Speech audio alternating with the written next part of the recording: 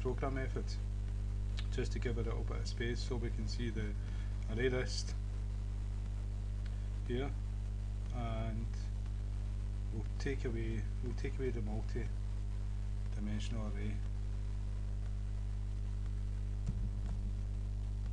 Just for a little bit more space. Right, so what we're going to do is create a hash map. A set has no duplicates. It's used for like ID, a unique identifier, like a name or like an ID number, a barcode or anything like that. Then we've got a list, and we used an array list. And the array list can have duplicates because, you know, like if you've got like members, like a membership, you know, there might be a John Doe for one member, and then 2 weeks later another John Doe comes in to become a member, so you've got 2 John Does. So if it doesn't have duplicates,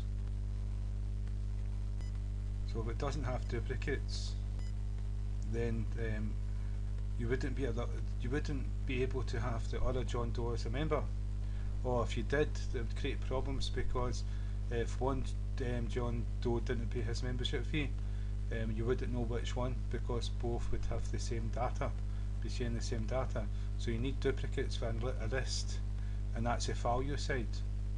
Now the key, there's a key and there's a value, and what a map does, it maps two pieces of data together, 2 different types. What we are talking about is a set and a list. The set doesn't have duplicates, it's used as a key because it's got a unique value, and the list is used for values because it's not unique, and you can have duplicate values because unique user may all have the same data or have different data, but in some occasions may have the same data. So what we have is a hash map. A hash map is created the exact same way as we would an object like a list array, where we've got the greater than and less than sign to that the type is going to be. And so, but instead of having one, like we've got integer, we could have string. We are going to have many, and so because it's going to map 2 together, what we've got is an integer and a string, and we've got a comma separating the 2 different types. So the first one is going to be the key, and the second one is going to be the value. And the reason why I selected integer is because I'm going to use an ID number, just like we've done in set, and we're going to use a number. Now we could have used a character for that, or a string for that, and done a character string number, but I chose to, just to show you the different types, I chose to do it this way. Now we're not going to do any mathematical equations with it, it's just that's what it's going to hold.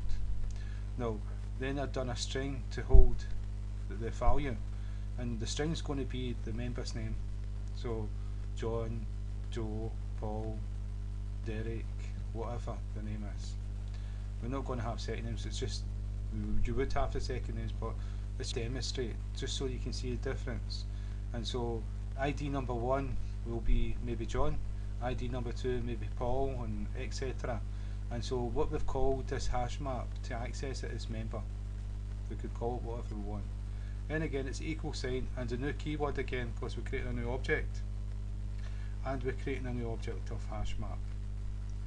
And again we have the greater than and less than, and inside it we've got the wrapper classes, the integer and the string, and it's a constructor, so we've got the brackets, and then we've got the semicolon. So that's us created the hash map object. Now to access it, it's not like the set and the list where you do numbers.add or id.add. It's a different method, and so we called it member dot, and it's put, P-U-T.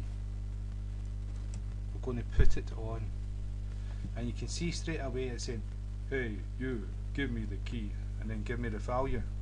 And so we know what the key is, that's the integer, and we know what the value is, and that's the string. And so we're going to go number 1, and then we're going to go John. We'll go John, but it's got to be a string, so there you go. So do the double quotes, John, and then we can go semicolon, and we can cut and paste this.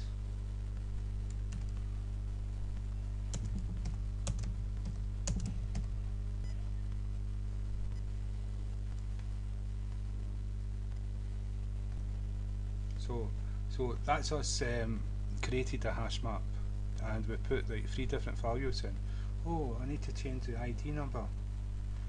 That would just be 1 ID because it's got to be unique. Oh, that's terrible. Right, but to print it out to screen or access it, what we would do is to access the key, we'd create a set. So we would go make a new line. It's the same as down here. We created a set. So if we change this, will we use this one? I don't know. We'll do a new one. Set, and then we're going to do string. We're going to do integer.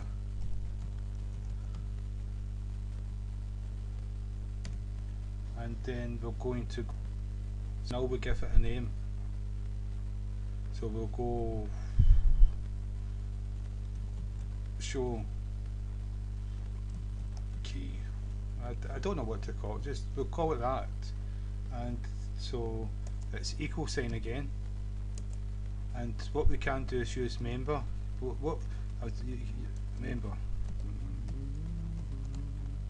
Member dot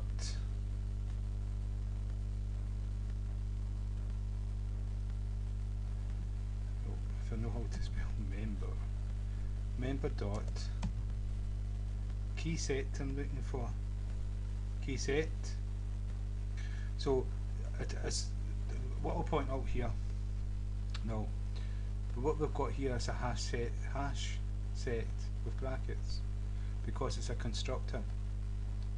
Now what we're passing here is a constructor of the keys, the key set, all the keys inside here, which is 1, 2, 3. And so this is what this is going to hold. This set is going to hold all.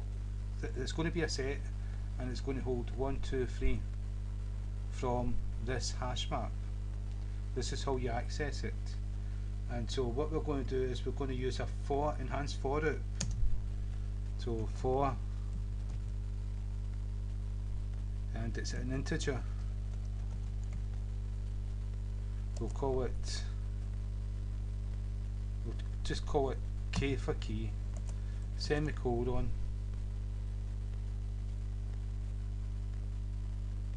and the name of the set is show key. Show key. Is that right? Show key. Yeah, I've done a capital E, that's why. So that's show key. Then now we have our brackets.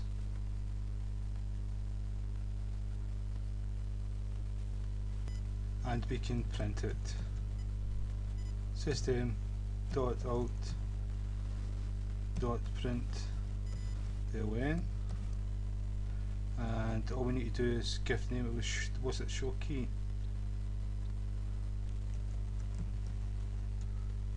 No, it's K. It's K. It's for this.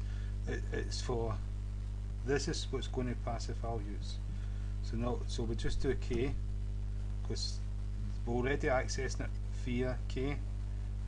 If that's right, let's see. And so if we run the program, it's going to print out 1, 2, 3 before it does the 13. 1, 2, 3. So that's us access the unique keys, and so we know we can access the unique keys. Now we're going to access the strings, the names of the members. But I've got John, so I want Paul, Ian,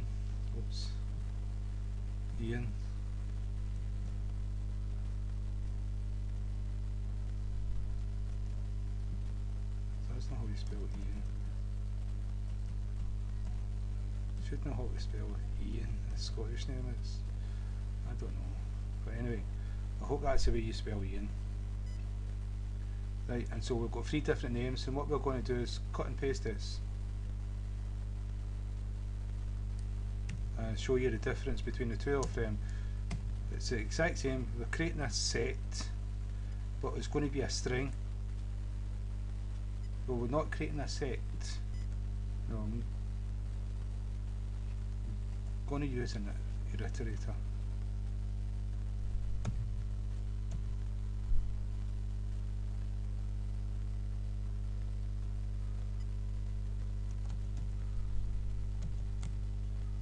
Yeah, mine's disappeared here.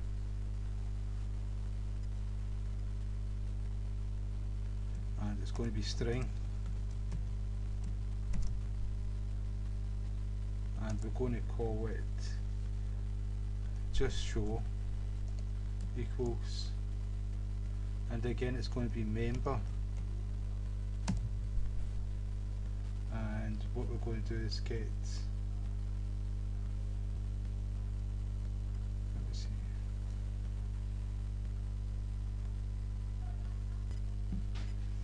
values.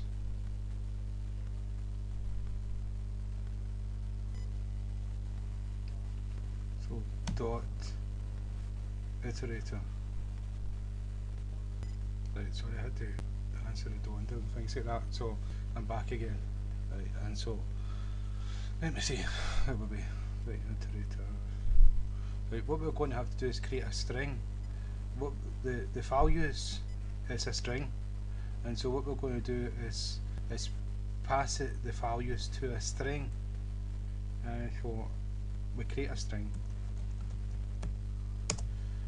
And I don't know what to call the string, so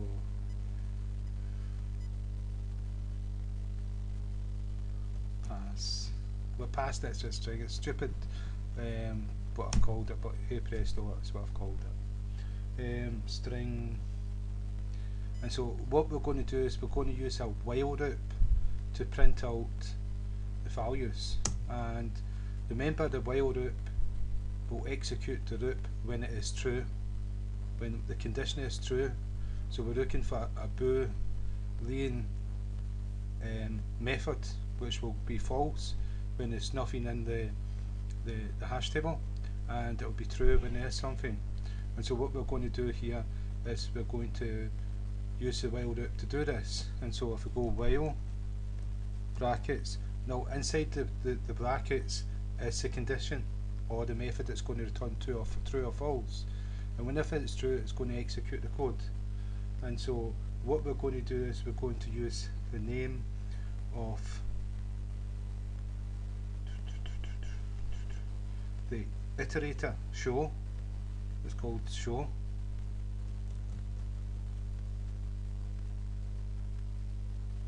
Yeah, I'm a wee bit confused, but yeah, and has next will to return a Boolean value. So when it has something next, it will execute the code, and when it doesn't, it'll be nothing will be executed. It will move on to the set down here. And so we'll use brackets to group the code together to be executed. And what we're going to do is we created a string pass, and this is because pass is going to equal show dot next. Now that's self-explanatory.